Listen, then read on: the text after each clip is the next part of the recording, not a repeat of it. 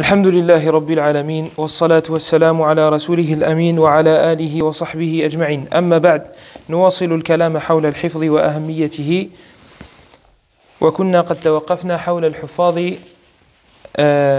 وأهل الحديث في ذلك الأعجوبة. Donc on va reprendre Inch'Allah là où nous nous étions arrêtés concernant les mémorisateurs et la mémorisation. Donc on avait parlé de l'importance d'apprendre par cœur et on avait parlé des règles concernant la mémorisation. On avait vu plusieurs règles, et il y en a d'autres, il y en a bien d'autres, mais on a dit qu'on allait se contenter de celles qu'on a citées. Il y a une règle qui est intéressante aussi et qui est bonne pour toutes les matières, c'est les moyens mémotechniques. Vous savez, les conjonctions de coordination, par exemple, comment on les a apprises? Mais où est donc Arnicar? Voilà, ça c'est ce qu'on appelle un moyen mémotechnique. Eh bien, dans les livres de jurisprudence, de croyances, etc., vous trouvez des moyens mémotechniques pour retenir les informations, et ça aussi c'est une règle qui est citée dans la mémorisation. Alors je vais vous citer des mawaqif, des événements qui ont eu lieu à l'époque, et j'ai ramené un contemporain, des mawaqif d'un contemporain pour prouver que ce n'est pas mort. Ces himam, ces motivations ne sont pas mortes. Et qu'il y en a encore des contemporains qui font des choses. On va voir qui c'est.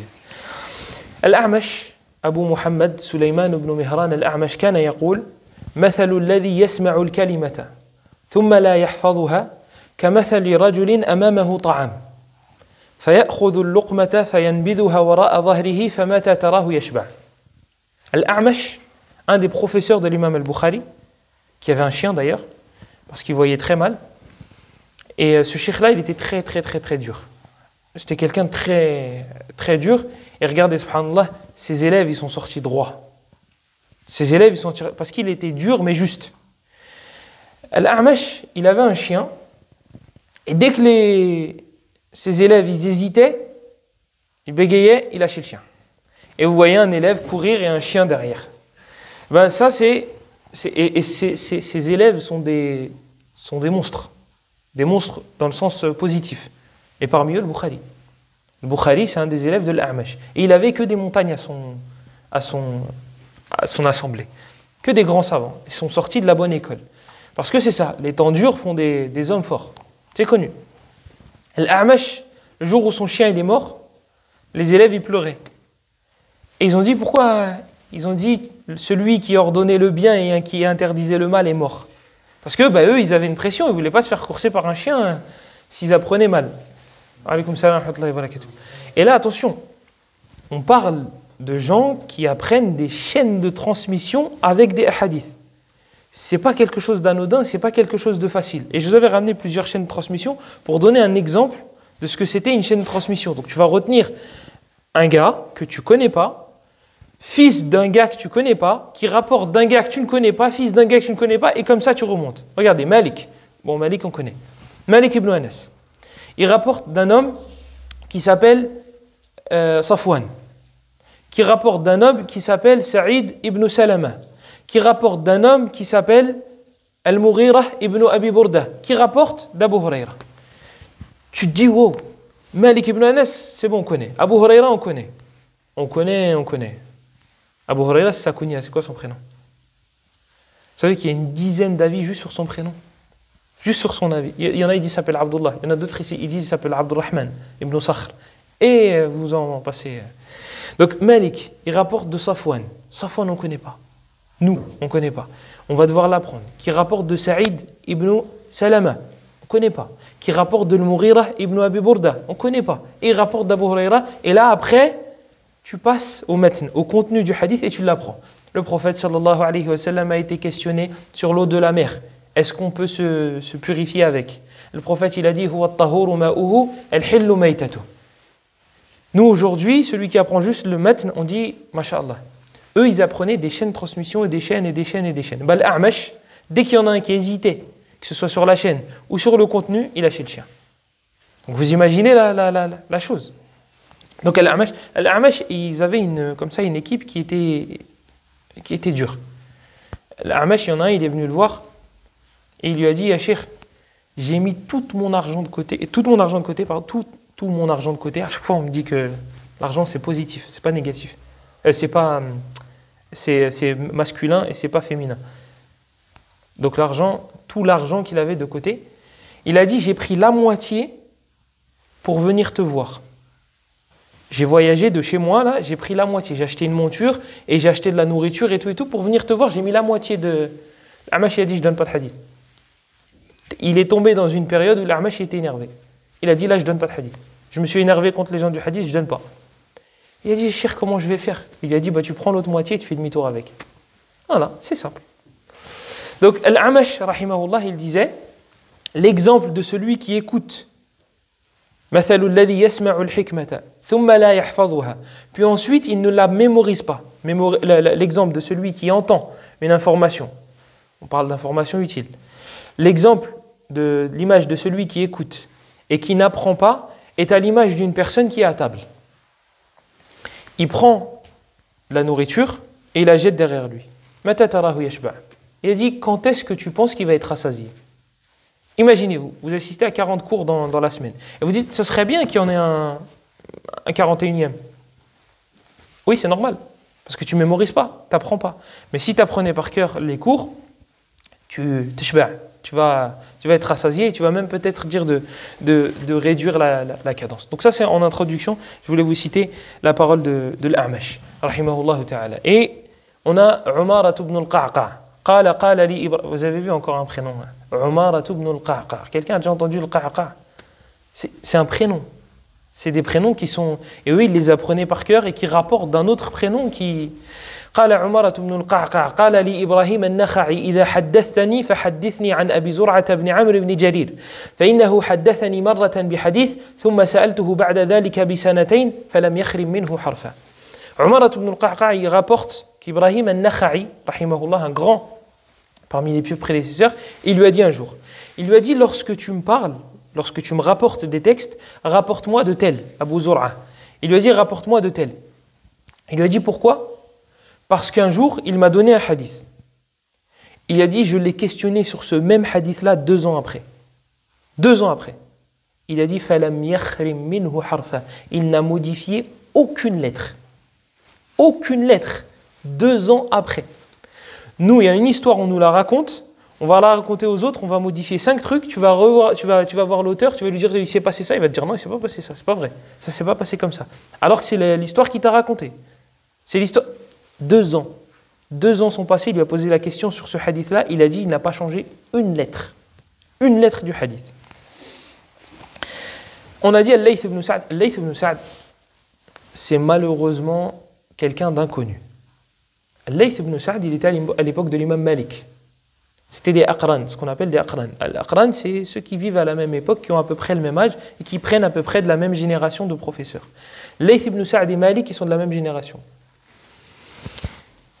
Al-Shafi'i, il disait Al-Layth afqahu min Malik.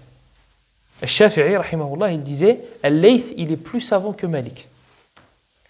Shafi'i, c'est pas quelqu'un qui déteste l'imam Malik. Shafi'i, c'est un élève de l'imam Malik.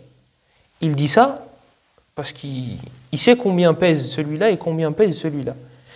Qu'est-ce qui a différencié les deux? Il a dit, sauf que Malik, il avait des ashab. Il avait des ashab, ici, ça ne veut pas dire copains. Ashab, c'est des compagnons, des élèves. Il a dit, ici, Malik, il avait des élèves qui ont écrit sa science et qui l'ont répandue. Layth, non. Layth ibn Sa'd, il n'avait pas ce truc-là. Layth ibn Sa'd, il n'a jamais donné la zakat de sa vie. Alors qu'il était très, très, très riche. Pourquoi? Parce qu'il donnait tout avant que ça fasse 1 an. À chaque fois, il donnait. À chaque fois. Et ça fait qu'en fait, il n'avait pas de richesse qui restait 1 an. Donc à chaque fois, il donnait. Layth ibn Sa'd, Malik, il lui a envoyé une lettre, il lui a dit, ma fille va se marier. Malik, il envoie à Layth, parce que Layth était en Égypte. Malik, il était à Médine. Malik, il n'est pas sorti de Médine. Il sortait de Médine pour aller à la Mecque, pour faire le Hajj. Sinon, il retourne à Médine. Malik, il n'a pas bougé. Malik, il n'a pas voyagé pour le hadith, contrairement aux autres. Pourquoi il n'a pas voyagé? Ben oui, la science, elle est là. Pourquoi il va aller autre part que Médine? Il est à la source. Donc, Malik, rahimahullah, il est à Médine. Layth ibn Sa'd, il est en Égypte. Malik, il envoie une lettre à Layth, il lui dit, ma fille, elle va se marier, j'aimerais bien que tu m'envoies un peu de miel.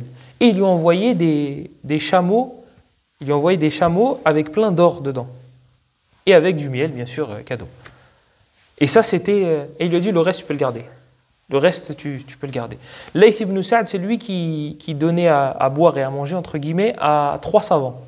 Il y a 3 savants, il leur disait, vous cassez pas la tête avec la subsistance. C'est moi qui m'en occupe. Et parmi eux, un rapporteur qu'on appelle Abdullah ibn Lahi'a. Un homme avait fait ça aussi avec Layth ibn Sa'd, c'était Abdullah ibn Mubarak. Abdullah ibn Mubarak, je ne sais plus à combien de savants il a dit, vous n'allez pas travailler. C'est moi qui m'occupe de ça. Et il dépensait pour eux. Et il leur dit, vous donnez le hadith. Un jour, il a trouvé, je ne sais plus s'il avait trouvé Ali ibn al-Madini ou un autre, au marché. Il a dit, qu'est-ce que tu fais là? Il a dit, je fais du commerce pour ma dunya. Il a dit, retourne, va donner le hadith, moi je m'occupe de ta dunya. Et c'est lui qui dépensait. C'est Abdullah ibn Mubarak. Abdullah ibn Mubarak, c'est aussi quelqu'un de... Abdullah ibn Mubarak, il y en a un, il a commencé à énumérer ses qualités. Il commençait à compter, et il a dit, cherche pas, j'ai jamais vu quelqu'un comme lui. Abdullah ibn Mubarak, une année sur 2, il faisait le djihad. Une année sur 2, il faisait le djihad. La deuxième année, qu'est-ce qu'il faisait? Le hajj. Et il emmenait plein de personnes pour aller faire le hajj. Et ces gens-là, qu'est-ce qu'ils faisaient? Abdullah ibn Mubarak, il leur disait, vous me passez l'argent pour le hajj, je vous le garde. Eux, ils lui passaient l'argent. Abdullah ibn Mubarak, il les emmenait faire le hajj, il leur donnait à boire et à manger, et c'est lui qui les servait, etc. Attention, Abdullah ibn Mubarak, c'est un grand savant. Vous imaginez un grand cheikh, il vous sert le thé, il vous sert à manger, il vous pose, il vous emmène en voyage, etc. Et quand ils faisaient le retour, quand ils arrivaient sur place, il leur rendait leur argent. À chacun d'entre eux. Chacun, sa somme, il lui rendait. Eux, ils pensaient ils avaient dépensé. Rien du tout. Il leur rendait leur argent. Et repartaient. Abdullah ibn Mubarak, c'était quelqu'un de très généreux et très riche. Muhim. Layth ibn Sa'd. قيل لليث بن سعد أمتع الله بك إنا نسمع منك الحديث ليس في كتبك فقال هو كل ما في صدري جمعته في كتبي لو كتبت ما في صدري ما وسعه هذا المركب. Ils ont dit à Layth ibn Sa'd, on t'entend citer des hadiths, on ne les trouve pas dans tes livres. Layth ibn Sa'd, il a des livres. Et il a les hadiths qu'il a dans sa poitrine, on les a réunis. Dès qu'il se trompe, Layth, il a changé, sa mémoire, elle a changé. Celui-là, on enlève. Il s'est trompé dans un rapporteur. C'est bon. D'habitude, il ne le rapporte pas comme ça. Et là, ils ont dit, tu rapportes des hadiths, ils ne sont pas dans tes livres. Ils ne sont pas dedans. Et là, Layth, qu'est-ce qu'il leur a dit? Il leur a dit, vous pensez que tout ce qu'il y a dans ma poitrine, je l'ai mis dans mes livres? Normalement, c'est l'inverse. Non, c'est l'inverse. Normalement, tu vas dire à quelqu'un, tu crois que tout ce que j'ai écrit, je vais l'apprendre? Non, lui, c'est l'inverse. Lui, il a dit, vous croyez que tout ce qui est dans ma poitrine, je vais l'écrire? Il dit, si je devais écrire tout ce qu'il y avait dans ma poitrine, cette monture ne serait pas suffisante pour porter tout ce qu'il faut. Vous imaginez? Nous, c'est l'inverse. Nous, c'est pas. Non, mais Hachem, je ne vais pas apprendre tout ça. Lui, c'est l'inverse. Lui dit, mais tu crois que je vais écrire tout ce qu'il y a dans ma poitrine? C'est pas possible. Ça, c'est Layth ibn Sa'd. Rahimahullah ta'ala. Là, je vous cite que des choses qui sont générales. Des choses générales et globales. On n'a pas encore parlé en chiffres et en nombres. Pour l'instant, j'ai cité aucun. Ils arrivent. Les chiffres et les nombres, ils arrivent. Là, pour l'instant, c'est général et c'est global. J'ai trouvé dans la biographie d'Ibn Taymiyyah, rahimahullah, hada al-alim al-mazloum, ce savant à qui on fait beaucoup de mal, à qui on commet beaucoup d'injustices, alors qu'on ne le connaît pas. Il y a même une fois un directeur d'une mosquée, pendant un entretien, comme ça, gratuit. Il a sorti ça comme ça. On parlait. Et il m'a dit, au fait, si tu suis Ibn Taymiyyah, tu sors de la mosquée. Comme ça, gratuit. Il y avait pas on parlait pas d'Ibn Taymiyyah, on parlait pas de... Il a dit, si tu cites Ibn Taymiyyah, tu sors de la mosquée. J'ai ravalé ce que je voulais faire sortir, mais Ibn Taymiyyah, c'est vraiment quelqu'un qu'on... Vous savez pourquoi Ibn Taymiyyah, les gens, ils lui font autant la guerre? Il n'y a pas une secte qu'il a laissé tranquille. Il n'y a pas une secte qu'il a laissé tranquille. À chaque fois, il écrasait une secte et à chaque fois, il gagnait. Ibn Taymiyyah, il dit de lui-même, et Cheikh Ibn Taymiyyah, quand il raconte ça, il dit ça, c'est une karamat, c'est un miracle. Ibn Taymiyyah, il dit, il n'y a pas une personne qui vient avec un argument, une des personnes des gens de l'innovation, il n'y a pas une personne qui vient avec un argument sans que je me serve de cet argument-là pour le retourner contre lui. Vous imaginez, il n'a même pas besoin de chercher un autre texte. Il a dit, le texte en question qu'il utilise, je le retourne contre lui, contre son innovation. Il a répondu à toutes les sectes. Il a répondu à toutes les sectes qui étaient répandues à son époque. Il a même fait un livre contre Shia, contre les chiites, en plusieurs volumes. Minhaj al-Sunnati al-Nabawiyya. Il défend les compagnons du prophète sallallahu alayhi wa sallam. Donc, c'est vraiment, voilà pourquoi les gens, certaines personnes le détestent. Ibn Taymiyyah. Ibn Taymiyyah, je trouvais dans sa biographie que son élève, al-Dhahabi, il dit حتى يصدق أن يقال كل حديث لا يعرفه ابن تيمية فليس بحديث. Il dit Ibn Taymiyyah, il a atteint un degré tellement haut dans la science qu'il est possible de dire que tout hadith qu'Ibn Taymiyyah ne connaît pas, c'est pas un hadith. Je ne sais pas si vous arrivez à vous imaginer déjà le nombre de hadiths qu'il y a. Vous prenez le Musnad de l'imam Ahmed, la plus grande encyclopédie qu'on a, qui nous est parvenue. Il y en a des plus grandes, mais elles ne sont pas parvenues malheureusement. Peut-être qu'elles sont au fin fond de la Turquie ou de l'Espagne, je ne sais pas, ou de l'Allemagne. Allahu a'lam. On a des livres qui sont plus grands de hadiths du prophète, mais on ne les a pas retrouvés jusqu'à maintenant. C'est le Musnad de Baqi ibn Makhlad, l'élève justement de l'imam Ahmed. Ala kulli hal. Le Musnad de l'imam Ahmed, il y a un peu plus de 20 000 hadiths. Si on prend juste ça, et on s'imagine qu'il n'y avait que ça comme hadith du prophète, et bien là, on est en train de nous dire, Ibn Taymiyyah, s'il ne connaît pas un de ces hadiths-là, ce n'est pas un hadith. Sachant qu'on a le Bukhari, on a Muslim, on a Abu Daoud, on a Tirmidhi, on a Nasa'i, on a Ibn Majah, on a Tabarani, on a Al-Bayhaqi. Et bien, tous ces livres-là, ils te disent, si Ibn Taymiyyah ne connaît pas un de ces hadiths, ce n'est pas un hadith. Cherche pas, jette-le. Nous, aujourd'hui, si on devait traduire ça, ça aurait été plus... T'as vu le frère là? Si un jeu qu'il ne connaît pas, cherche pas, c'est pas un jeu. Ou bien un plat qu'il ne connaît pas, c'est pas un plat. Lui, c'est hadith. Chaque hadith qu'Ibn Taymiyyah ne connaît pas, c'est pas un hadith. Ça, c'était en introduction, sans parler des chiffres. Et le dernier dont on va parler sans parler de chiffres, quoi qu'il y ait un chiffre dans cette histoire, c'est Shafi'i. Shafi'i, rahimahullah, on en avait parlé il y a une semaine. Shafi'i, rahimahullah, il a appris le Coran, il avait 7 ans. Il a appris le Muwatta de l'imam Malik. La version que j'ai trouvée, il avait 13 ans. En moins de 10 jours. En moins de 10 jours. Il y a 2800 et quelques hadiths dans le livre de l'imam Malik. 2800. Moins de 10 jours. Il y a des chaînes de transmission. Si on enlevait les chaînes de transmission et juste on apprenait les moutoun, le contenu des hadiths, ce serait du impossible. Ce serait du impossible. 2800 et quelques. Il l'a appris en moins de 10 jours. Et quand il est arrivé chez Malik, parce que Shafi'i, rahimahullah, il a voyagé pour aller voir l'imam Malik et c'était un enfant encore. Il arrive à Médine, il voit les gens du hadith autour de l'imam Malik, rahimahullah. Et vous savez, il y a 2 écoles dans la façon de faire le cours. La première école, c'est l'élève, il lit, et le cheikh, il fait des explications. Vous trouvez ça en ce moment en Arabie Saoudite. Au Maghreb, dans certains pays, dans certains endroits, ils font ça encore. Là, à cette époque-là, Malik, il faisait ça.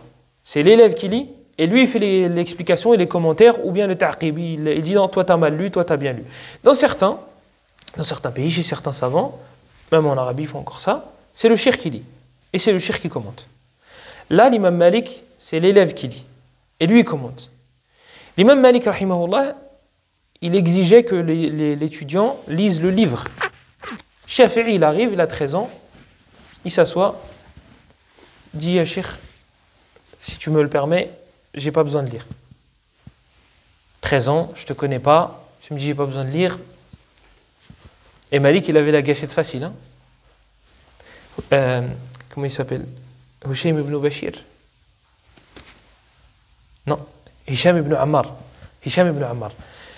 Hushaym ibn Bashir, c'est un autre. Hisham ibn Ammar, il est venu. Son père, il avait dépensé de l'argent pour lui, pour qu'il devienne un savant. Il vient voir l'imam Malik. Ya Cheikh, je suis venu prendre des cours chez toi. Et l'imam Malik, il le regarde. Tu peux pas parler comme ça aux savants en général, mais Malik, ça passe pas. Il regarde, il a dit, je l'ai d'eau, fouettez-le. Il dit à ses élèves, fouettez-le. Vous allez l'éduquer. Comme ça, il ne recommencera pas à parler comme ça. Il n'a rien dit de mal. Il n'a rien dit de mal. Mais la façon dont il l'a dit, ça passe pas. Il a dit, fouettez-le. Ils l'ont fouetté. Il revient, il pleure. Malik, il va le voir. Il lui dit, t'étudies le hadith et tu pleures. Il était jeune. Il dit, ya Cheikh, il dit, je pleure pas parce que tu m'as fouetté. Il a dit, je pleure parce que mon père, il a mis de l'espoir sur moi. Il avait de l'espoir pour moi. Il a dépensé pour moi. Il a dit, là, je vais revenir. Je vais lui dire quoi? Je suis venu, tu m'as fouetté et je repars et je suis toujours aussi ignorant que je l'étais.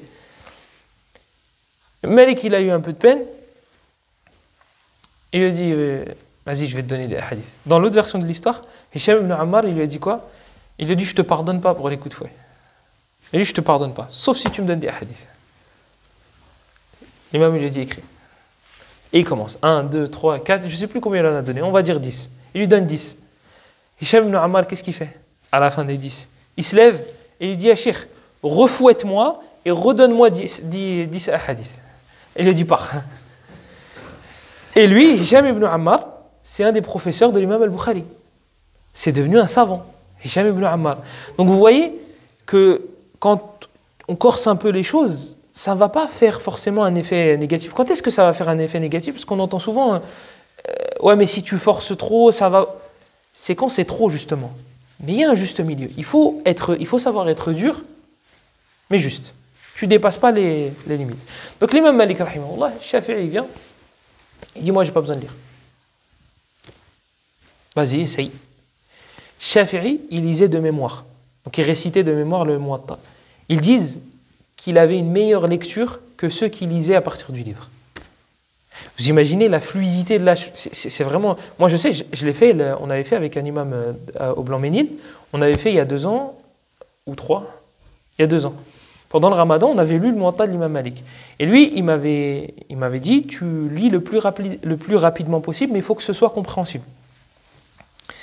Et on faisait un chapitre chacun. Donc lui, il avait son micro, moi j'avais le micro, lui il était assis sur la chaise, et il avait une table, et moi j'étais par terre avec le micro, on faisait un bab chacun. La mosquée, elle était pleine. Lui, il a un compte, il y a des milliers qui le suivent dedans. Moi, j'avais juste cette pression-là. Je me disais, il y a des milliers là qui sont en train d'entendre. Juste cette pression-là, ça a suffi pour me faire suer pendant que je lisais. J'avais le livre devant mon nez. Hein. Il était là, j'avais juste à lire. Les harakat, elles sont mises. Le livre, je l'avais à la maison. C'est pas des... Eh bien, pourtant, j'avais du mal. Lui, il vient, il a 13 ans. Il a appris Il a appris... Ah ben, il veut pas. Voilà. Il a appris le Muwatta en quelques jours.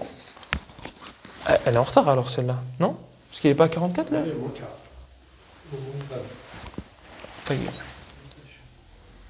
Elle est pas... donc il est venu et il a dit, moi je le fais de mémoire. Et il n'a pas bégayé. L'imam Malik, il a vu ça. Wa alaykoum salam wa rahmatullahi wa barakatuh. Alhamdulillah, et toi? L'imam Malik, rahimahullah, il lui a dit, je vois en toi qu'Allah a mis une lumière. Il lui a dit, ne l'éteins pas avec les dhulumat ou al-ma'asi, avec les ténèbres des péchés. Il dit, je vois qu'Allah il a mis une lumière en toi, ne l'éteins pas avec la c'est quoi le mot que j'ai? Les ténèbres. Avec les ténèbres des péchés. Taïb. Donc là, on a parlé un peu en chiffres. Là, on a parlé de nombre. On a parlé en nombre. Shafi'i, quand il lisait quelque chose, il cachait la page suivante. Pourquoi? Pour ne pas apprendre l'information suivante avant celle qu'il est en train d'apprendre. Donc il cachait. Il cachait et il lisait. Et bien Shafi'i, il a rencontré plus grand mémorisateur que lui. C'est incroyable. Shafi'i, il a rencontré Ishaq ibn Rahawayh. Ishaq ibn Rahawayh, c'est un des copains, c'est le bras droit de l'imam Ahmed ibn Hanbal. Vous imaginez, vous êtes à une époque, tiens, lui c'est Ishaq, lui c'est Ahmed ibn Hanbal, lui c'est Malik, non, Malik était mort. Lui c'est Shafi'i, lui c'est Sufyan ibn Uyayna. Chacun, il représente une communauté à lui tout seul. Lui tout seul, là, il peut être la cause pour sauver toute la communauté. Chacun d'entre eux. Eh bien, imaginez-vous, ils sont réunis et le prophète sallallahu alayhi wa sallam avait raison. Il a dit, la meilleure des époques est la mienne, puis celle qui viendra après, puis celle qui viendra après. Et le rawi, le rapporteur, il a hésité. Il a dit, je ne sais pas s'il l'a redit ou pas, s'il l'a dit encore une troisième fois ou pas. Et regardez, vous voyez ces gens-là qui étaient réunis, tu t'imagines, Shafi'i, Sufyan ibn Uyayna, Ishaq ibn Rahawayh, Ahmad ibn Hanbal, tu les vois assis autour de toi. Shafi'i rencontre Ishaq. Qu'est-ce qu'il lui dit?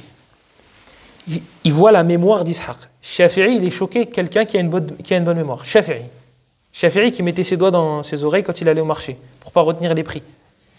Il ne voulait pas retenir les prix. Et bien Shafi'i, il a dit à Ishaq, il a dit « Law kuntu ahfaz, kama tahfaz, la ghalabtu ahla dunya » Shafi'i, il dit à Ishaq, il dit « Moi, si j'avais ta mémoire, j'aurais battu tous les gens de la vie d'ici-bas. J'aurais appris leur science et je les aurais battus dans celle-ci. » Lui, il dit ça. Lui, il a besoin de la mémoire d'Ishaq pour... D'ailleurs, Shafi'i, rahimahullah, quand il est tombé malade,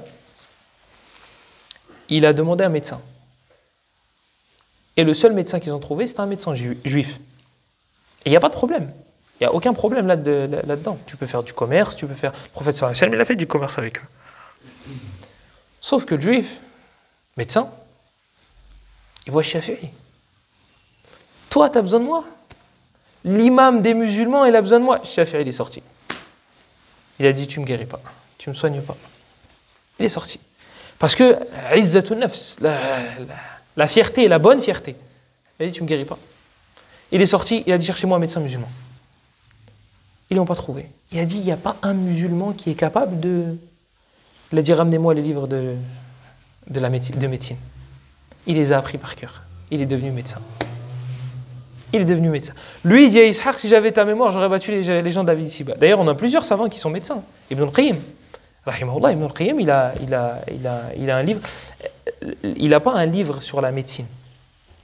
En vrai, c'est comme les gens ont voulu traduire une partie de ces livres, comme ils sont gros, ils ont traduit une partie de Zad al-Ma'ad. Un livre qui tient sur 4-5 volumes. Dans ce livre qui fait 4-5 volumes, qu'il a écrit en voyage d'ailleurs, on pourra en parler de sa mémoire. Il a écrit dedans, il dit, je m'excuse, j'ai pas mes ouvrages avec moi, je l'ai écrit en voyage. Alors qu'il te rapporte les hadiths avec les rapporteurs et il te dit, bah lui, on diverge sur lui, etc., etc. Bref, 5 volumes, c'est suffisant pour... Eh bien, ils ont traduit une partie de Zad al-Ma'ad et ils en ont fait un livre que vous voyez aujourd'hui, le livre de la médecine prophétique, je crois qu'il s'appelle la médecine prophétique. Ben, en vrai, c'est juste un volume de Zad al-Ma'ad. Alaykoum salam wa rahmatullahi wa barakatuh. Donc Ibn al-Qayyim aussi était médecin. Ibn al-Qayyim aussi était médecin, on en a plusieurs comme ça. Encore 5 minutes et on va faire la prière, Inch'Allah. Abu Bakr al-Athram. Abu Bakr al-Athram, ce qui est drôle, lui, dans sa biographie, et d'ailleurs, je n'avais pas compris, ils ont dit, c'est le fils d'un djinn. Ils ont dit, lui, ses parents, ils sont mélangés. Il a un djinn et un humain. Pourquoi? Parce qu'en fait, ils ont dit, lui, il est surhumain. C'est pas quelqu'un de normal. La mémoire qu'il a, c'est pas possible. Donc ils ont dit, il a un parent djinn et un parent... Vous imaginez, pour expliquer la mémoire de certains, ils disent, oh lui, il a un djinn. Maintenant, est-ce qu'on a le droit de se marier avec les djinns, etc. Est-ce qu'on peut le prendre sous son truc apparent? Ça, c'est une autre mas'ala. Ça, c'est une autre mas'ala. Évitez de vous marier avec les djinns. Et ça, sachez que c'est un sujet à divergence chez les savants. Certains l'ont autorisé. Mais et je crois que c'était Malik qui disait, mais comment tu fais si ta fille ou ta sœur, elle vient à toi et avec un gros ventre et tu lui dis c'est qui le papa, elle te dit c'est un djinn. Tu vas la croire? Tu vas pas la croire. Donc ça peut causer des problèmes. Mais c'est une question qui est sujet à divergence chez les savants. Abu Bakr al-Athram, il y avait un élève, il avait besoin de hadith concernant la prière. D'accord? Concernant la prière. Et il avait déjà un livre, lui. Il avait déjà un livre et il avait déjà des hadiths là-dedans. Il avait quoi comme livre? Il avait le livre d'Ibn Abi Shayba. Ibn Abi Shayba, il a un musannaf qui est connu. D'accord? Et il rapporte plein de hadiths dedans. Et il a un chapitre sur la prière. Et un gars, il vient et il dit, bah moi, j'ai les hadiths d'Ibn Abi Shayba concernant la salat. Je veux d'autres hadiths. Ils lui ont dit, va voir Abu Bakr al-Athram. Il a été le voir. Alors là, regardez. Il faut que la personne en face de vous connaisse le musannaf d'Ibn Abi Shayba. Parce que là, on va la voir et on lui dit, moi je veux des hadiths sur la prière, mais qui ne sont pas dans tel livre. Bah moi, il faut que je connaisse le livre déjà. Il faut que je le connaisse, comme ça je te rapporte des textes qui ne sont pas dedans. Il est parti voir Abu Bakr al-Atham, il lui a dit voilà, j'aimerais des livres, j'aimerais des textes sur la prière, mais qui ne sont pas dans le Musannaf d'Ibn Abi Shayba. Il a dit passe, une feuille et un stylo. À l'époque, c'était pas une feuille, c'était pas un stylo, mais vous m'avez compris. Il a écrit 600 pages de hadith sur la prière. Ils ont pris je ne sais pas comment on peut appeler ça, ils ont pris les parchemins, les feuillets, ils ont pris et ils ont vérifié dans le Musannaf d'Ibn Abi Shayba s'il n'y avait pas un hadith. Aucun. 600 pages. 600 pages. Il n'y a pas un hadith qui est dans le Musannaf d'Ibn Abi Shayba. Et là, on ne parle pas d'un gars, on l'a préparé, on lui dit écoute, il y a un gars, il va venir te voir, et il va te dire je veux des hadiths, mais pas qui ne sont pas dans tel livre. Non, rien préparé. Ils lui ont dit je veux des hadiths sur la prière, donc c'est un sujet bien précis, mais qui ne sont pas dans le Musannaf d'Ibn Abi Shayba. Ok, donne. Il a écrit 600 pages. 600 pages. Ça me fait penser à Al-Bukhari. Le Bukhari, ils ont fait beaucoup de médisances sur lui, jusqu'à maintenant d'ailleurs. C'est pas de médisance. Calomnie. Calomnie. Ils ont inventé des choses sur lui. Et c'est arrivé à son époque. Et sachez que ça, c'est une sunna. Une sunna, yani une ada. C'est une habitude. Les gens, ils mentent. Les gens, ils aiment mentir. En fait, quand tu es à égalité avec tout le monde, c'est bon. Mais si tu les dépasses dans les bienfaits, que ce soit mondain ou religieux, reviens avec nous. Reste pauvre avec nous. Ou reste ignorant avec nous. Il ne faut pas que tu dépasses. Ils l'ont fait à Saad ibn Abi Waqqas. Ils ont dit, Omar, il était gouverneur. Il a entendu que Saad, il n'était pas juste. Comment Saad, il n'est pas juste? C'est pas possible. Donc Omar, il a été questionner les gens. Il a envoyé quelqu'un dans les mosquées. Les gens, ils font les éloges de Saad. Il y en a un, il s'est levé. Dans les mosquées, dans différentes mosquées, il y en a, il s'est levé. Il a dit Saad ibn Abi Waqqas. Il a dit, il n'est pas juste. Il n'est pas juste. Il n'est jamais juste. Saad, il entend ça. Il a dit, Allah, s'il s'est levé, cet homme-là, par ostentation et qu'il a menti sur moi, fa'a'mi basarah wa atil umrah wa 'arridhu lil fitan. Ya Allah, aveugle-le, allonge sa vie et mets-le en face des tentations. Cet homme-là, il a dépassé les 80 ans. Ils disent que ses paupières tombaient. Ses paupières tombaient sur ses yeux et qu'il était un vieillard dans les rues et qui disait Asabatni da'watu Sa'd. La dua de Sa'd m'a atteinte. La dua de, et répété, la dua de Sa'd m'a atteinte. Donc ça existe depuis toujours. C'est une ada chez les gens. Ils aiment. Tu restes à notre niveau. Si tu les dépasses dans la dunya, reste avec nous, clochard. Et si tu les dépasses dans la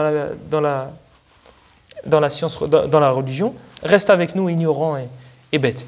Le Bukhari, ils ont voulu lancer des légendes sur lui. Ils ont dit, il ne s'est même pas prié. Il ne s'est pas prié. Le Bukhari ne s'est pas prié. Ils ont dit, le Bukhari ne s'est pas prié. Ça arrive à ses oreilles. Il était assis. Et il a dit, Wallah, si je veux, avant de me lever de ma place, je vous cite 500 hadiths sur la prière. Rappelez-vous, eux, quand ils parlent en hadith, ils parlent avec chaîne de transmission. Eux, ça ne sert à rien le matn tout seul. Il a répondu, il a dit, si je voulais là, avant de me lever, je pourrais vous citer 500 hadiths sur la prière. Un mec qui est capable de citer 500 hadiths avec des chaînes de transmission, sans préparation, il ne s'est pas prié. Il ne s'est pas prié. C'est pas possible. Donc, c'est une ada qui est chez les autres. J'avais beaucoup d'autres histoires de prévues avec d'autres savants, mais malheureusement, c'est l'heure de la salat, donc on va la faire. Et l'exemple contemporain que j'avais, c'est Abdelaziz ibn Baz, rahimahullah. C'était vraiment une montagne, et il avait une mémoire qui était... Après, de manière générale, hein, ils disent ça même dans la médecine, ils disent que lorsque quelqu'un perd un sens, il développe les autres. Et Cheikh Abdelaziz, rahimahullah, il était aveugle. Il a perdu la vue un peu avant 20 ans. Un tout petit peu avant 20 ans, il a complètement perdu la vue. Et alhamdoulilah, ça lui a permis de développer ses autres sens. Et c'est devenu ce qu'il est devenu. D'ailleurs, j'ai appris qu'un frère de Belgique, un Marocain de Belgique, il a rencontré Cheikh Ibn Baz au Hajj, à Mecca. Je ne sais plus si c'était au Hajj, à Umrah ou le Hajj. Il l'a rencontré à Mecca. Il lui a dit, Cheikh, je me suis renseigné et j'ai vu que ce n'était pas dangereux pour mon deuxième œil de t'en passer un. Il dit, j'ai vu que ce n'était pas dangereux pour mon deuxième œil de t'en passer un. Il lui dit, donc là, ça y est, tout est prêt. Si tu veux, on fait l'opération et je t'en passe un. Et Cheikh Ibn Baz, il lui a fait une dua pour qu'Allah lui mette la baraka dans sa vue et il lui a dit je préfère patienter. Parce que le prophète, il dit dans le hadith, il dit que celui qui est éprouvé par ses deux bien-aimés, ses yeux, il dit et qui patiente, il aura le paradis. Cheikh Ibn Baz, il a dit je préfère patienter. Et Inch'Allah, on verra sa mémoire à cet homme-là, à cet imam, rahimahullah. C'est pas juste un cheikh, à cet imam-là. Il a appris Alfiyat ibn Malik pendant qu'il faisait les ablutions. Alfiya, elf, c'est combien elf 1000. Il a appris une poésie qui fait 1000 vers pendant ses ablutions. À chaque fois qu'il faisait ses ablutions, il prenait 1 ou 2 vers de poésie. À chaque fois. À chaque fois qu'il faisait ses ablutions. Mais en vrai, c'est faisable. Si on fait au minimum 5 fois nos ablutions par jour, on prend 1 vers de poésie, ça fait 5 par jour. Et bien lui, à chaque fois 5. À chaque fois 1 vers de poésie ou 2, il apprenait, il a fini. Il a terminé. Et vous allez voir, Inch'Allah, il y a des histoires avec Cheikh Abdelaziz, rahimahullah, qui prouvent son immense mémoire. Mais on va finir sur les anciens. Et après, on viendra aux contemporains, Inch'Allah. Subhanakallahumma bihamdik, ashhadu an la ilaha illa ant, nastaghfiruka wa natubu ilayk, wa sallallahu wa sallam wa barak ala nabiyyina Muhammad wa ala alihi wa sahbihi ajma'in, wa barakallahu fikum.